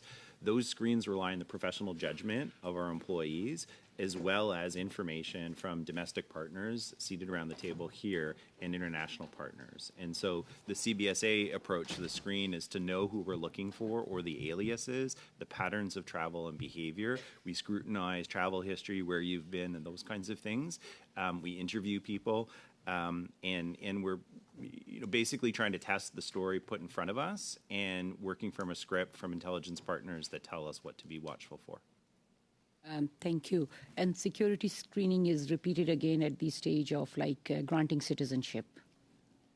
So how that process works. So as with this case, 100% of asylum seekers are subject to security screening. A selection of high-risk people seeking other statuses are subject to review. Having reviewed, as we did in this case, this individual in 2018 and 2021, at the citizenship stage, having already vetted twice, they weren't passed through CBSA for a check before citizenship, having been already vetted twice. Thank you. My next question is for Mr. Larkin. What factors led to the RCMP being able to take such a swift action to protect Canadians and the City of Toronto in this particular case? Through you, Mr. Chair, thank you for the question. In July of 2024, we received information from our partner agency, CSIS, in relation to a potential threat to Canadian security. The Greater Toronto Area INSET team, which is an integrated national security team that involves other police of jurisdiction, including the OPP, Toronto Police Service, Peel Regional Police, Durham, and York, commenced an active criminal investigation that included significant surveillance and monitoring, which ultimately on July 28th led to the charge. I'm not able to speak to specifics as this matter is before the courts, but the information provided on, we made this obviously a national priority, dedicated significant resources in partnership with other police of jurisdiction, which ultimately led to the arrest and the ongoing matter before our judicial system. Thank you. Thank you. My next question is in regards to the Immigration Department for Mr. Kochhar. Can you please explain and elaborate on the role that biometric information plays in protecting Canadian borders and serving as the foundation of identity management? Thank you for the question, Chair. So biometrics is an important tool which we employ in terms of collecting that information so that we can actually match it through RCMP with the different database which they have. We also have the capability with the collection of that biometric information to actually ping our Five Eyes partners too. That database is actually very valid for up to 10 years. So at the different stages, one in the journey of immigrant, from the temporary resident visa to permanent resident to citizenship, that biometrics is an important tool for us. And this is important also, Mr. Chair, just to confirm one more thing that is a part of our identity management for the individual as well as North American perimeter approach, which actually allows our partners to have a similar information. And can you explain the role of the immigration officers who conduct initial inadmissibility assessments of permanent and temporary resident applications? So what training do these officials at IRCC receive, and what tools do they have to effectively screen those applications?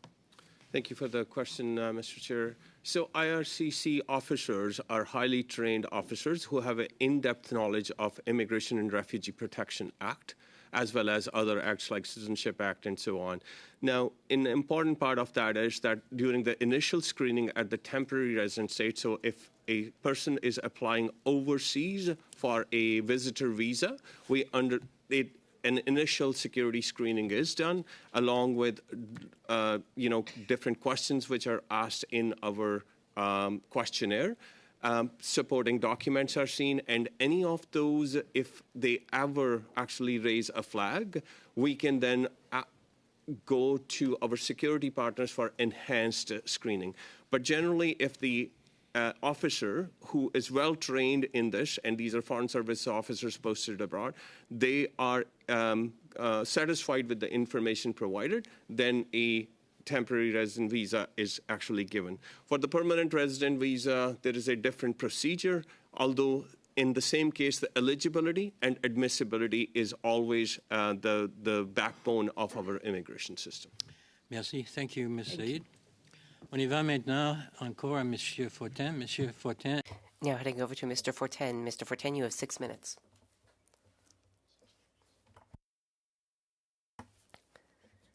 Thank you, Chair. Inaudible for the interpreter.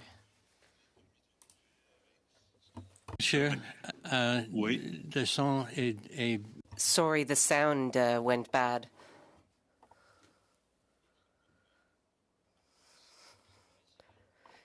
On my end, everything seems to be working. Mike is Jabra. I have the right headset. It's worked itself out. We will restart your time. Thank you, Chair.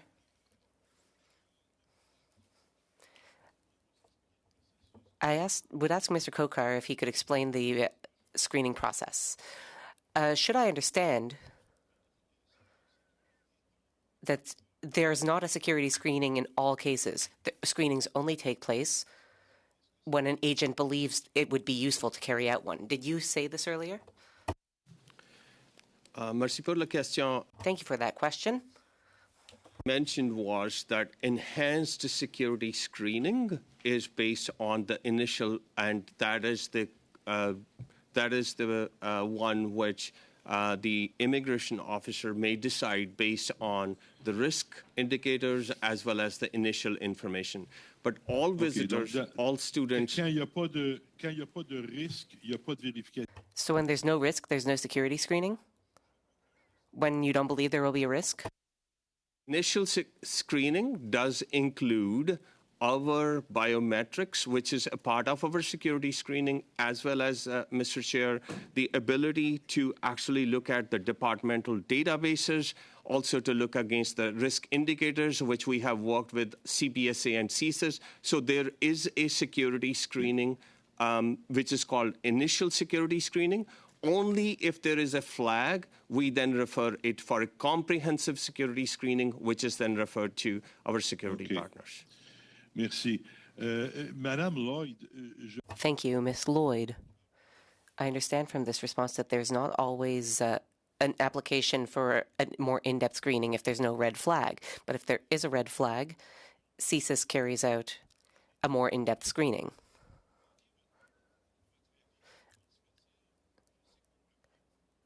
I know our colleagues are asking the same questions quite frequently, but there was a video from 2015, and years went by.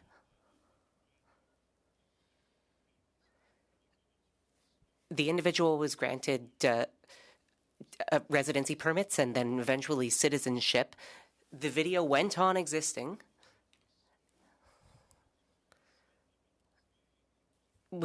It came to the light in France.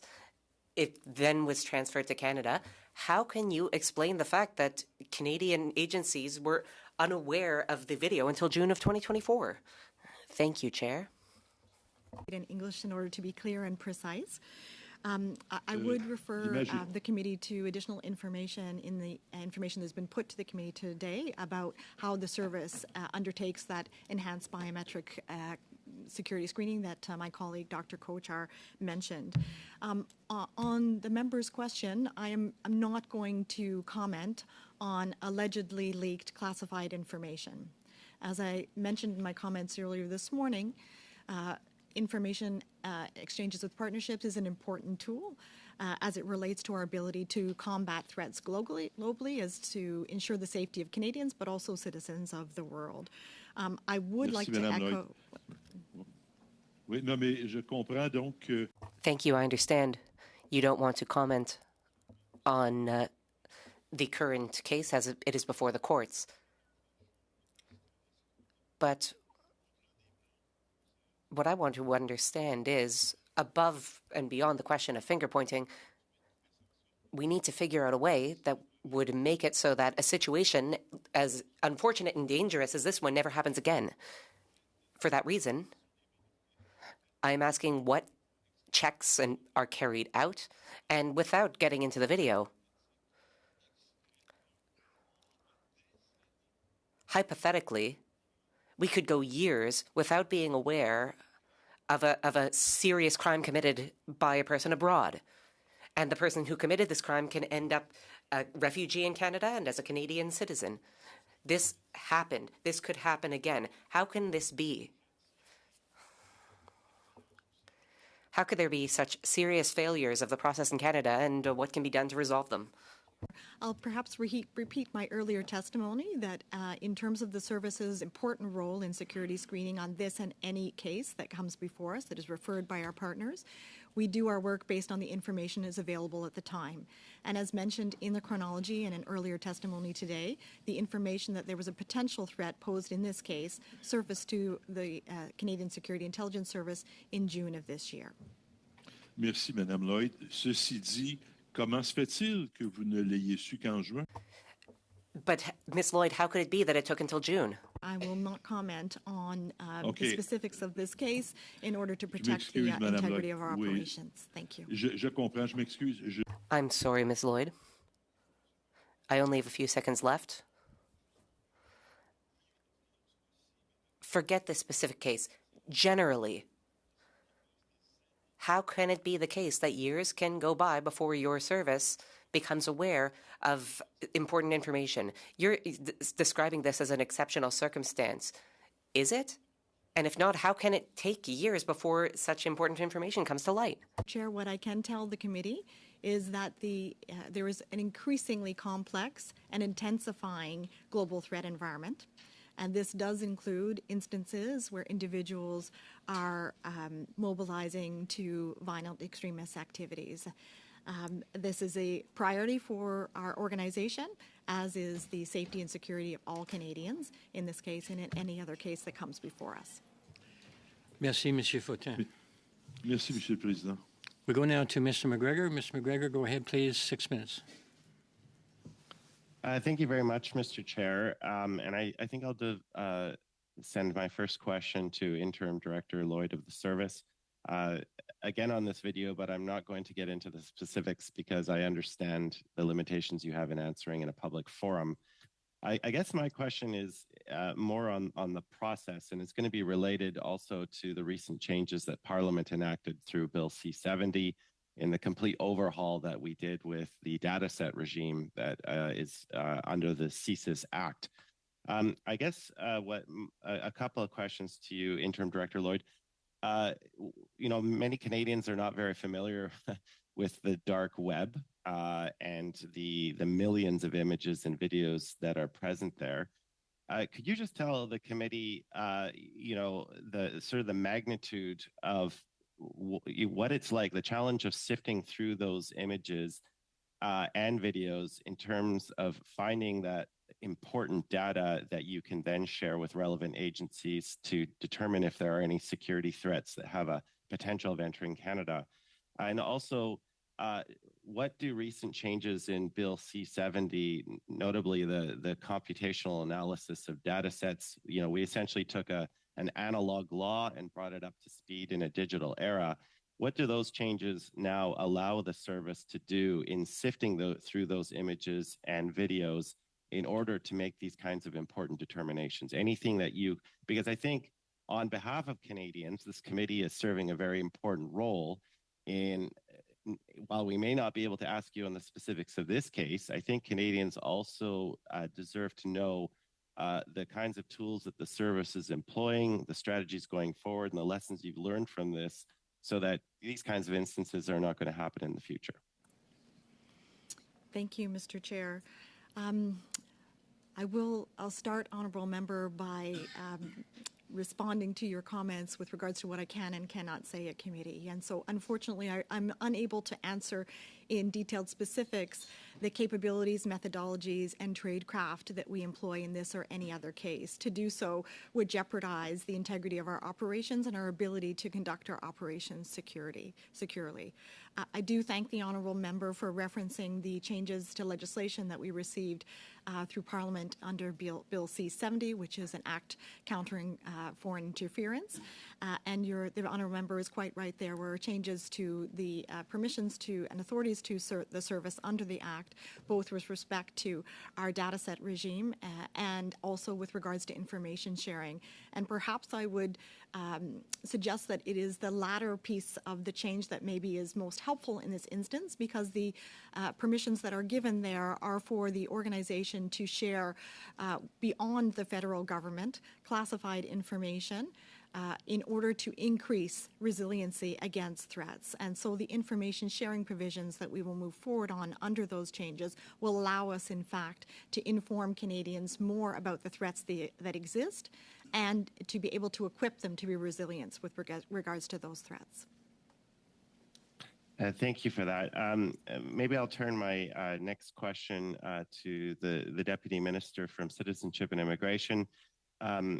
We've had some reference both in the chronology that was given to this committee 50 minutes before we start, but also in some of the conversations through questions about risk indicators and so on. And the notes in the documents that we received do state that specific risk indicators cannot be disclosed in order to protect the integrity of the immigration screening program.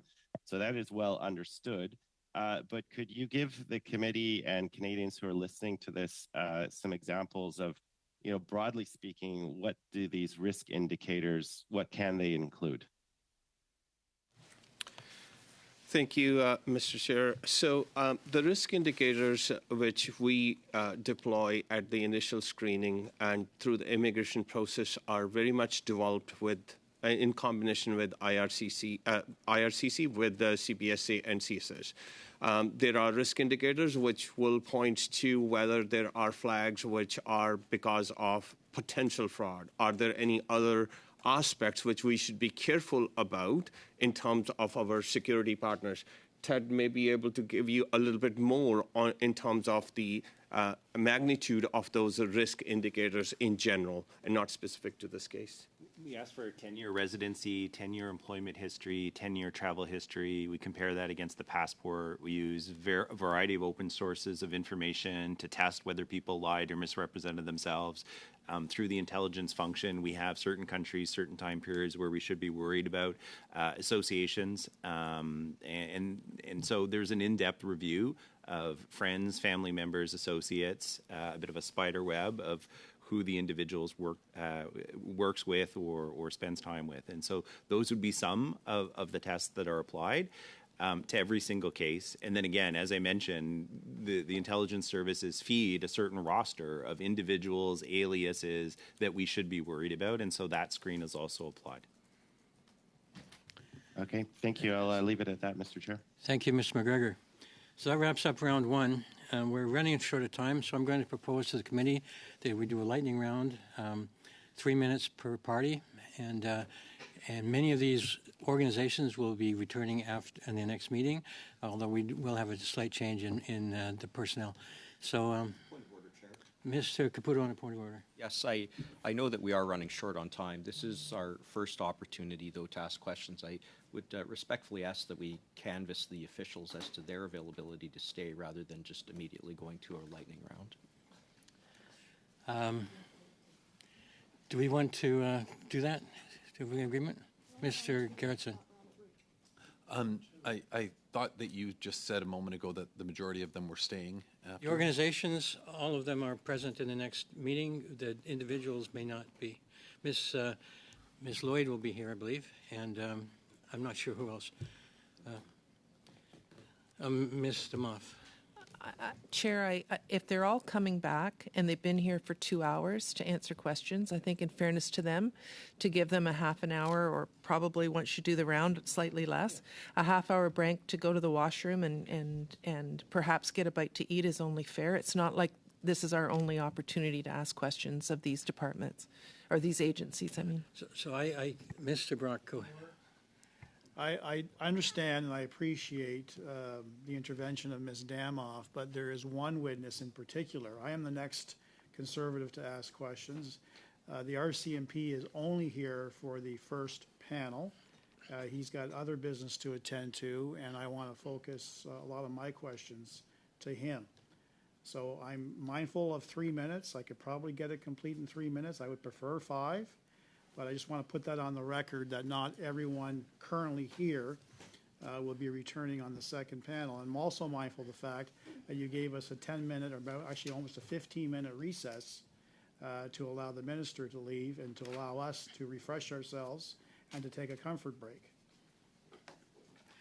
Thank you, Mr. Brock. We'll go ahead then with 3 minutes. We'll start with Mr. Brock for 3 minutes. Thank you. Thank you for everyone's attendance. My questions in the 3 minutes will be directed to you, Deputy Commissioner.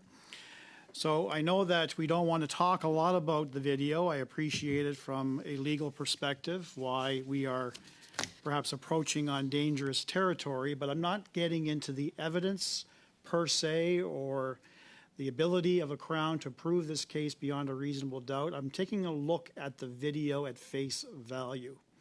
There is an unknown quotient here, whether the victim was alive or already dead before this particular accused chose to cut off his hands and feet. If, in fact, he were alive, it opens up the possibility to attempt murder charges, or if the actions of the accused caused the death of the victim, in essence bleeding out, then we'd be looking at murder charges under the criminal code. Or if the person were already dead and then the dismemberment took place, then we'd be looking at a Section 182 offense regarding the indignity committed to a dead body. Are these potentially some of the issues? I'm not asking for a positive confirmation, but rather an acknowledgement that what I just described to you could potentially be live issues in regards to a police investigation? Through you, Mr. Chair, thank you for the question. As earlier indicated, a significant amount of work has gone into this investigation in a short period of time with a significant amount of resources dedicated. I do want to highlight the excellent work of the GTA INSET and all of our police of jurisdiction. We do have a matter before the court, and of course, with such a large national security investigation, although there are charges before the judicial system, our investigation continues. And so I'm limited to what I can say, and I must refrain from commenting on specifics or ongoing investigative pieces. But what I can tell you is that we continue to actively investigate, and we continue to do the work that is required as a part of the investigation. So charges have been laid, but we have an ongoing active investigation. Thank you. I'll read between the lines with that statement, and I thank you for that statement, that potentially there is an affirmative response to the question I put to you, although I'm not asking for any confirmation. I want to talk briefly with the time I have available. Mr. Chair, how much time do I have? 40 seconds. 40 seconds. Biometrics, is it only in relation to fingerprints, or are we now advanced in terms of taking a look at facial recognition as part of biometrics? So, Mr. Chair, the biometrics includes the fingerprints, and I'll have to confirm whether it does do the facial recognition piece, but biometrics is certainly the information is on the fingerprints. Would you confirm that to committee within a couple of weeks after your appearance? We will confirm that. Thank you. Thank you, Mr. Brock. We go now to Mr. Gahir. Mr. Gahir, 3 minutes, please. Great. Thank you, Chair, and thank you to the witnesses for appearing before the committee. My questions are for Dr. Kocher from Immigration. So, this essentially started with a visitor visa. An individual was granted a visitor visa. They came to Canada. They applied for asylum. I wanted to focus on the security screening process for a visitor visa. I understand that the security screening is trilateral. That's CSIS, it's CBSA, it's IRCC. Now, I'll give you an example. I have lots of cases in my constituency office where an individual has applied for a visitor visa for a family member overseas, potentially from India, let's say, and they have worked in the army or they've worked in the local police force. And that immigration process, that security screening can take years. I have cases that have been stuck in limbo for 3, 4, 5 years now, just looking at that security screening. So I guess I wanted to ask about what sorts of security screening are happening overseas. What information is requested? Are interviews conducted? And potentially with a country like India or Pakistan, of which I have a lot of constituents from, what information is requested from those local governments, and what does that cooperation look like? Thank you for the question, Mr. Chair. So let me start by saying what I mentioned earlier. IRCC is the first line of defense where we are doing the initial security screening, which is, based on the risk indicators, we ask the questions. We also have the biometrics availability. We work with our security partners to see what kind of pinging we get from the different databases. We also look at our own databases. Have this person used a different name, alias, or different passport? So this is all a part of our common, the platform with which we begin with the temporary resident visa. Now, if there is not once, but if there is any indication or any flag, we actually refer it for comprehensive security screening, which takes place with the CBSA and CSIS. And we, as an IRCC office, can only make an admissibility decision once the officer is satisfied after consultation with our security partners that there is a favorable return on the security flag or the advanced security or comprehensive security screening. And if it is not, then we will call it non-admissible and the person will not be allowed to enter into Canada. Now, there are, as Ted earlier explained, my colleague explained, there are different risk indicators which actually our security partners work through in terms of their association with different, governments and different regimes and different. So that part is actually worked through our security partners. And if it is not available to us or if it is inconclusive, so it takes a bit more of time before that security or admissibility is actually passed and the person is granted the visa. I don't know, Ted, if you want to add anything to that one. I would just say military service certainly triggers a deeper dive, and then we customize the decision based on the person's role, the time period in which they served, were they a conscript or not. So again, that's the hard work of the security screening, is to do a deeper dive on the individual to ascertain their role and what behaviors they engaged in during their period of service. So just Thank to you, follow Mr. up on Gahir. that, are investigations conducted? Sorry, Mr. Gahir, we're out of time. Okay, thank you.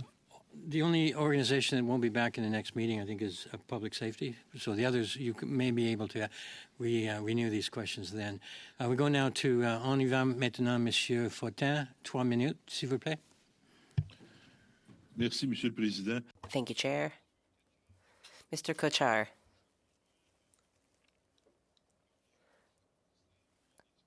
I understand what your colleagues have said about the standard processes. We heard that your colleagues did the necessary work in this case.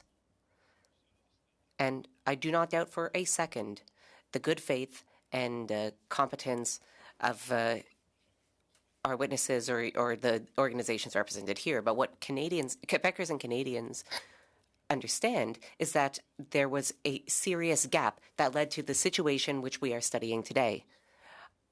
What I'm trying to do now is figure out a way to make sure this never happens again. I'm trying to be constructive. So I'll ask the question to you, Mr. Kochar. Are there perhaps too many applications for screenings to be done at a reasonable quality? Is there not enough budget? Is there not enough staff? What can be done to improve the effectiveness of our screening process? Merci pour la question. Thank you for that question. Start by saying this thing first and foremost. Volumes do not trump the security, which we pay a much more lot of importance on. So our assessment of the applications is actually taking a very critical look into the security of Canada and the individuals who are actually assessed on the security screening component. So volumes do not actually modify our approach to that. We continue to see increased volumes, that is for sure, but we are also dedicating equivalent resources to our security, our processing, and making sure that we are actually doing the right giving the right attention to the right parameters. As far as... Monsieur Cochard, je veux pas être rude, mais il me reste moins... Sorry, I have to interrupt you. I have less than a minute left. I will now ask the same question to Ms. Lloyd. In your view, or do volumes or budgets have an impact on results? I will repeat my earlier testimony, Honourable Member, in that we take the time and go through the steps which are very robust that are necessary in order to ensure that we effectively execute our responsibilities with regards to security screening to ensure the safety and security of Canadians. And I would echo the point that this is a collaborative effort between the three agencies. Merci, Madame Lloyd. Monsieur Larkin, la même question. Thank you, Ms. Lloyd. Mr. Larkin, same question. In your view, are volumes too high? Are budgets too low? Merci pour la question, Monsieur. Thank you for that question, Chair.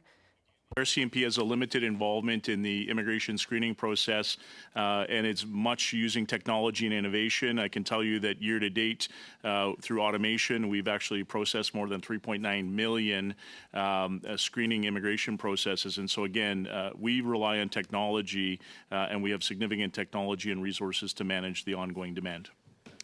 Merci, M. Fortin. Oui, merci, Monsieur le Président. Mr. McGregor, please, 3 minutes. Thank you very much, Mr. Chair. I think we understand very well that there are ongoing internal investigations for this process, and of course, not much can be divulged because of the sensitive nature of those investigations, but also because there is an ongoing criminal investigation and trial. But I guess from the point of view as legislators, we not only vote on appropriations for each of your agencies, but we also have an important role in reviewing the policies and the legislation that you operate. So maybe a question to the Department of Public Safety. In our review of this case and potentially in making recommendations to the government, are there any gaps that you feel that legislators should be addressing in terms of legislative gaps, any policy gaps? Are there resource gaps, financial gaps that may help us deal with this issue in the future? If there's anything that you can inform the committee on that from a legislator's point of view. Thank you for the question, Mr. Chair. I think one thing I would offer is to wait and hear from the operational agencies about the review of the process that was followed, and I think particularly the review that CBSA has mentioned in terms of the audit that they're doing on a series of files to confirm that we have the right kind of structures and process in place. I think that will be really informative to the committee because it might express where there may be gaps in process that can be filled. So I think that's useful. I think ongoing dialogue at committee around data, information, sharing, those are pretty critical elements for all of us, and particularly our ability to be more transparent. So I think that for future discussions, those would be elements I think that would be really useful for the committee to consider and to provide advice on. And on the question of resources, just rest assured, for those of us here that frankly carry the burden, the weight of responsibility for looking at national security on behalf of Canadians every single day, our number one priority, we move our resources to focus on those questions every single day. That is not an issue for us. Being a good public servant, I could say we could always use more money, but I just want to rest assured the availability of resources, the capacity to do our jobs is not at question. All of us take that seriously. All of us focus on making sure we've got adequate resources to do the job. Thank you. I'll leave it at that, Mr. Chair. Thank you, Mr. McGregor. So thank you to all our witnesses for your forbearance today and for all your hard work. I know some of you might be back in the next meeting, and for the others, I hope to see you another time. And with that, we are adjourned. We start again at 12:30.